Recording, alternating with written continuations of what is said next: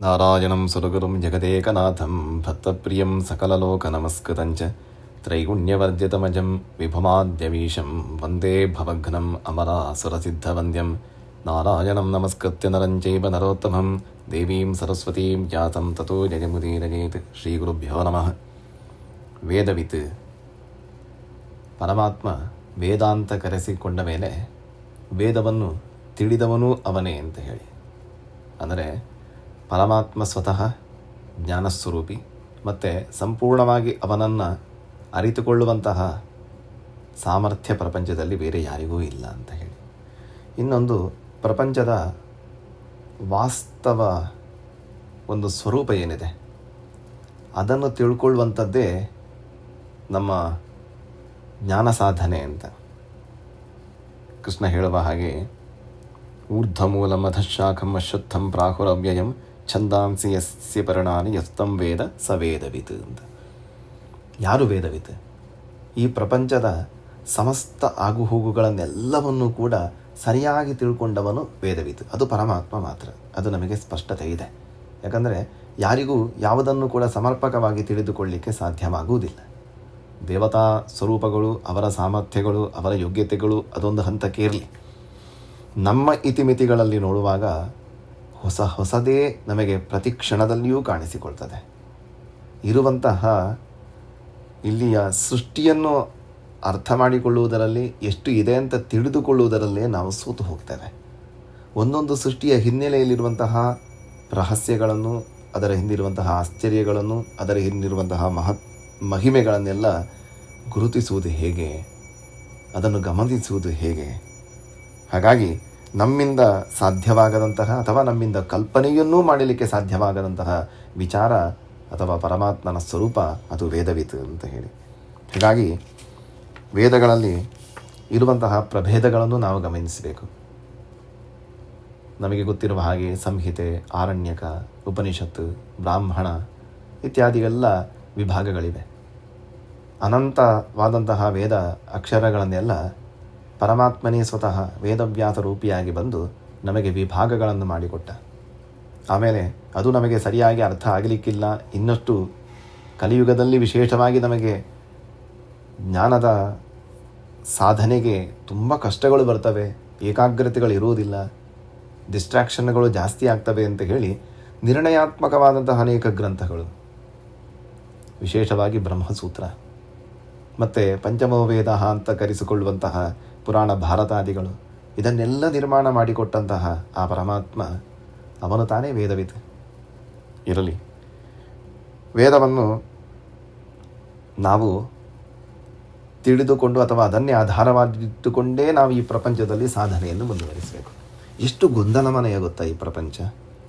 ಯಾವುದನ್ನು ನಂಬಬೇಕು, ಯಾವುದನ್ನು ಬಿಡಬೇಕು ಅಂತ ಅರ್ಥ ಆಗೋದಿಲ್ಲ.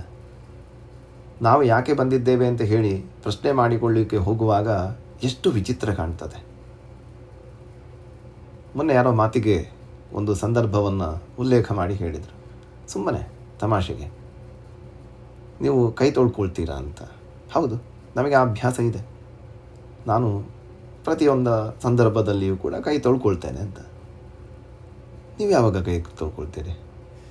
ವಿಚಿತ್ರ ನೋಡಿದರೆ, ನೀವು ನಿಮ್ಮ ಬಲಗೈಯನ್ನು ನಿಮ್ಮ ಎಡಗೈ ತೊಳೆದದ್ದು, ಎಡಗೈಯನ್ನು ಬಲಗೈ, ಅಂದರೆ ಪರಸ್ಪರ ಕೈಗಳೇ ಪರಸ್ಪರ ತೊಳೆದುಕೊಂಡದ್ದು, ನೀವೇನು ತೊಳೆದಿದ್ದೀರಿ ಅದರಲ್ಲಿ ಅಂತ. ವಿಚಿತ್ರ ಆದರೂ ಸತ್ಯ ಅಲ್ವಾ?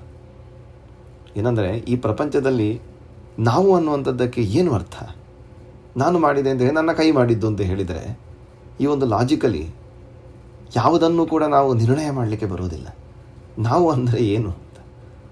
ನಾವು ಉದ್ದೇಶಪೂರ್ವಕವಾಗಿ ಮಾಡಿದ್ದೇವೋ, ಸರಿ, ನನ್ನ ಕೈಯಿಂದ ನಾನು ಮಾಡಿದ್ದೇನೆ ಅಂತ ಹೇಳಿ ಉದ್ದೇಶಪೂರ್ವಕವಾಗಿ ಮಾಡಿದ್ದಾಗ ನಾನು ಮಾಡಿದೆ ಅಂತ ಹೇಳಿಕೊಳ್ಳೋಣ.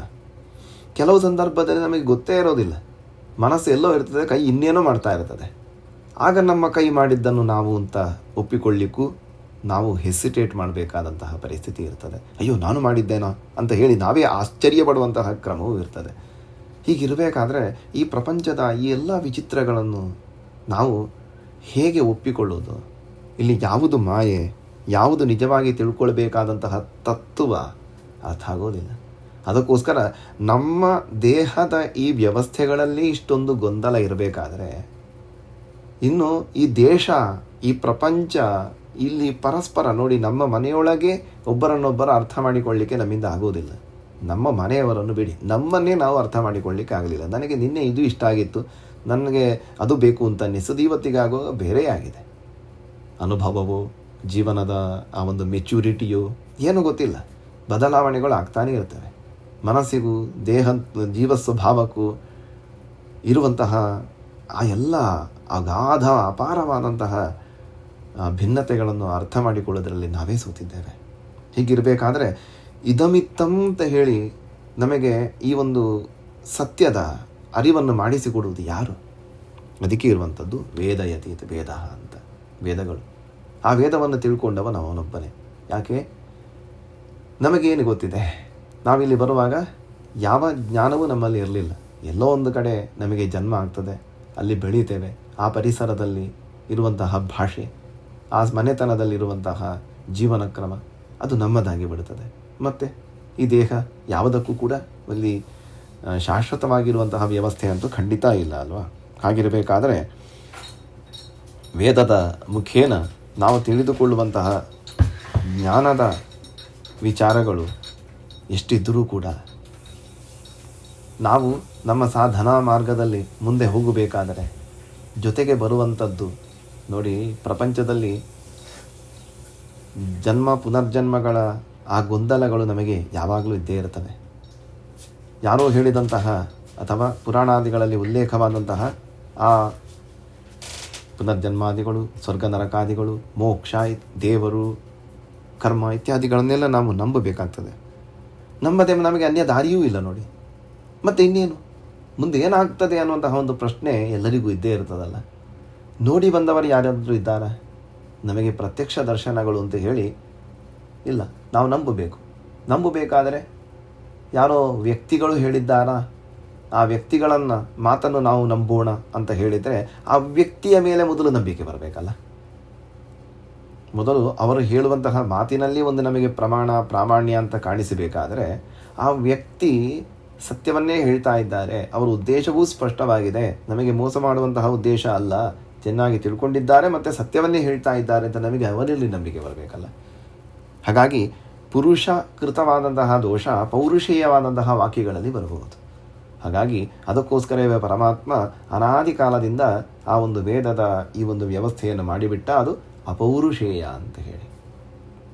ಹಾಗಾಗಿ ಕೆಲವೊಂದು ಋಷಿಗಳಿಗೆ ಆ ವೇದದ ಸ್ಫುರಣೆ ಹೇಗೆ ಆಯಿತು? ಯಾಕಂದರೆ ವೇದವನ್ನು ತಿಳ್ಕೊಂಡವರು ಋಷಿಗಳು ಅಲ್ಲ, ಸಂಪೂರ್ಣವಾಗಿ ತಿಳ್ಕೊಂಡವರಲ್ಲ. ಆ ವೇದದ ಸ್ಫುರಣೆ ಅವರಿಗೆ ಆಗಿದ್ದು ಅಂತ ನಮಗೂ ಅನ್ನಿಸಬಹುದು ಕೆಲವು ಸಲ. ನಾನಾ ಇದನ್ನು ರಚನೆ ಮಾಡಿದ್ದು ಅಂತ. ಆ ಒಂದು ರಚನಿತೃತ್ವ, ಆ ಒಂದು ಅಥವಾ ಆ ಮನಸ್ಸಿಗೆ ಸ್ಫುರಣೆ ಆಗುವಂತಹ ಒಂದು ಮಂತ್ರದ ಒಂದು ಆ ಭಾಗ ಇದೆಯಲ್ಲ, ಅದೆಲ್ಲವೂ ವಿಚಿತ್ರವೇ. ನಮಗೆ ವೇದದ ಸ್ವರೂಪವನ್ನು ಕಂಡಾಗಲೇ ನಮಗೆ ಅರ್ಥ ಆಗಬೇಕಾದು ಆಗುತ್ತೆ. ವೇದದ ಸ್ವರೂಪವನ್ನು ನೋಡಿದಾಗಲೇ ನಮಗೆ ಗೊತ್ತಾಗ್ತದೆ ಇದು ಮನುಷ್ಯಕೃತ ಅಲ್ಲ ಅಂತ ಹೇಳಿ. ಯಾಕಂದರೆ ಅಂತಹ ಒಂದು ಶುದ್ಧ ಮನಸ್ಸಿನಿಂದ ನಾವು ಗಮನಿಸಿ ನೋಡಬೇಕು. ಸಂಸ್ಕೃತದ ಅರಿವಿದ್ದವರಿಗೂ ಕೂಡ ವೇದಕ್ಕೆ ಸಂಬಂಧಪಟ್ಟ ಸಂಸ್ಕೃತವೇ ಬೇರೆ ನೋಡಿ. ಎಷ್ಟು ಪುರಾತನ, ಎಷ್ಟು ಪ್ರಾಚೀನ, ಎಷ್ಟು ಒಂದು ವೈಶಿಷ್ಟ್ಯಪೂರ್ಣ ಅದು. ನಾವು ನಿತ್ಯದಲ್ಲಿ ಬಳಸುವಂತಹ ಅಥವಾ ಬೇರೆ ಪುರಾಣಾದಿಗಳಲ್ಲಿ ಕಾಣುವಂತಹ ಒಂದು ಸಂಸ್ಕೃತದ ವೈಖರಿಯೇ ಬೇರೆ. ಗೊತ್ತಾಗ್ತದೆ ಇದು ಸಹಜ ಅಂತ ಹೇಳಿ. ಇನ್ನು ಸುಮ್ಮನೆ ಒಂದು ಉದಾಹರಣೆ ಕೊಡಬೇಕಾದ್ರೆ ವಜ್ರದ ಹರಳು ನೋಡಿ, ಅದು ಹೇಗಿರ್ತದೆ, ಮತ್ತು ಅದೇ ಸ್ಫಟಿಕವನ್ನು ನೋಡಿ, ಗೊತ್ತಾಗ್ತದೆ ನಿಮಗೆ ವ್ಯತ್ಯಾಸ. ಅಂದರೆ ಸಹಜವಾಗಿ ಕಾಣುವಂತಹ ಒಂದು ತಾಮ್ರ ಅಥವಾ ಹಿತ್ತಾಳೆ ಬಂಗಾರದ ಬಣ್ಣವೇ ಕಾಣಬಹುದು, ಆದರೆ ಬಂಗಾರದ ಹೊಳಪು ಅದರಲ್ಲಿಲ್ಲ ನೋಡಿ. ಹಾಗೆಯೇ ಯಾವುದು ಸಹಜವೋ ಅನ್ನುವಂಥದ್ದು ನಮಗೆ ನೋಡುವಾಗ ಬಂಗಾರದ ಬೆಲೆ ತುಂಬ ಜಾಸ್ತಿ ಕಾಣ್ತದೆ, ಹಾಗೆಯೇ ಹಿತ್ತಾಳೆಯ ಕಂಚಿನ ಬೆಲೆ ಕಡಿಮೆ ಇರುತ್ತದೆ ಲೋಕದಲ್ಲಿ. ನಮಗೆ ಯಾಕೆ ಅಷ್ಟು ಬೆಲೆ ಕೊಡ್ತಾ ಇದ್ದೇವೆ ಅನ್ನುವಂಥದ್ದಕ್ಕೆ ನಮಗೆ ಸರಿಯಾದಂತಹ ಒಂದು ಮಾಹಿತಿ ಇದೆ, ಅರಿವು ಇದೆ. ಯಾಕೆ? ಅದರ ಸಹಜತೆ ನಮ್ಮ ಕಣ್ಣಿಗೆ ಕಾಣ್ತದೆ, ಗೋಚರಿಸ್ತದೆ. ಹಾಗೆಯೇ ಪ್ರಪಂಚದಲ್ಲಿ ಎಲ್ಲ ವ್ಯವಹಾರಗಳು ಕೂಡ ಹಾಗೆ. ಎಲ್ಲಿ ಹೆಚ್ಚಿನ ಶ್ರಮ ಇರ್ತದೋ ಅದರಲ್ಲಿಯೂ ಸಹಜವಾಗಿ ಅಥವಾ ಅಪರೂಪವಾಗಿ ಸಿಗುವಂಥದ್ದರಲ್ಲಿ ಒಂದು ಮೌಲ್ಯ, ಮಹತ್ವ ಬೇರೆ ಇರ್ತದೆ. ಹಾಗೆಯೇ ಆ ವೇದದ ಸ್ವರೂಪವೇ ಹಾಗೆ ಇದೆ. ಅಂಥದ್ದನ್ನು ಚೆನ್ನಾಗಿ ತಿಳ್ಕೊಂಡವನು ಪರಮಾತ್ಮ ಮಾತ್ರ. ಹಾಗಾಗಿ ಅವನ ಪರಂಪರೆಯಲ್ಲಿ ಈಗ ನೋಡಿ, ಕಲಿಯುಗದಲ್ಲಿ ಆಗುವಾಗ ವಿಶ್ವಾಸಗಳು ಇನ್ನಷ್ಟು ಕಡಿಮೆ ಆಗ್ತಾ ಬರ್ತವೆ. ಅದಕ್ಕೋಸ್ಕರ ಸ್ವತಃ ಭಗವಂತನೇ ಬಂದು ಅವತಾರ ಎತ್ತಿ, ಅದು ಬರೇ ಅವತಾರ ಎತ್ತಿದ್ರೂ ಕೂಡ ಇದು ನಂಬುವುದಿಲ್ಲ. ಯಾಕಂದರೆ ಇಲ್ಲಿ ಸುಳ್ಳು ಹೇಳಿಕೊಂಡು ನಾನೇ ಕಲ್ಕಿ ನಾನೇ ಬುದ್ಧ ಅಂತ ಹೇಳಿಕೊಳ್ಳುವವರು ಎಷ್ಟೋ ಜನ ಇದ್ದಾರೆ ಈಗ.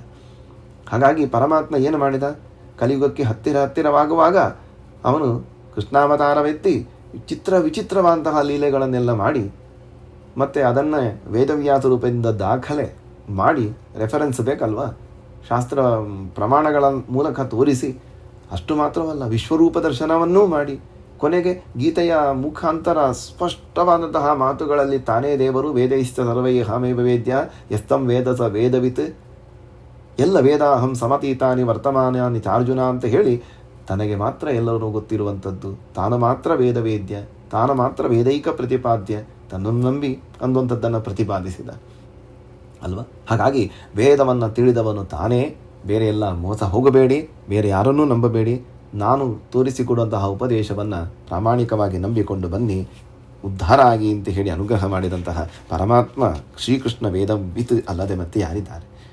ಇದೇ ವೇದವಿತ್ ಅನ್ನುವಂಥದ್ದು ಮತ್ತೊಂದು ಸಲ ಆವರ್ತನೆ ಆಗ್ತದೆ. ಇದು ಚಂದ ಇದರಂತ. ಅಂದರೆ ವೇದವಿತ್, ಆಮೇಲೆ ಅವ್ಯಂಗ ವೇದವಿತ್ ಕವಿ ಅಂತ ಹೇಳಿ, ಮತ್ತೆ ವೇದವಿತ್ ಅಂತ ಹೇಳಿ. ಅಂದರೆ ಆ ಪರಮಾತ್ಮ ವೇದ್ಯ ಅನ್ನುವಂಥದ್ದು ಎಷ್ಟು ಸ್ಪಷ್ಟ, ಎಷ್ಟು ಸತ್ಯ ಅಂತ ಹೇಳುವುದಕ್ಕೋಸ್ಕರ ಎರಡೆರಡು ಸಲ ಈ ಒಂದು ಹೆಸರುಗಳ ಆವರ್ತನೆ ಆಗುವುದು ಈ ವಿಷ್ಣು ಸಹಸ್ರನಾಮದಲ್ಲಿ ನಮಗೆ ಅತ್ಯಂತ ಆಶ್ಚರ್ಯವಾಗಿ ಕಾಣ್ತದೆ. ಅಂತಹ ಸರ್ವವನ್ನೂ ತಿಳಿದಂತಹ ಪರಮಾತ್ಮ ನಮ್ಮನ್ನು ಉದ್ಧಾರ ಮಾಡಲಿ. ಕೃಷ್ಣಾರ್ಪಣಂ.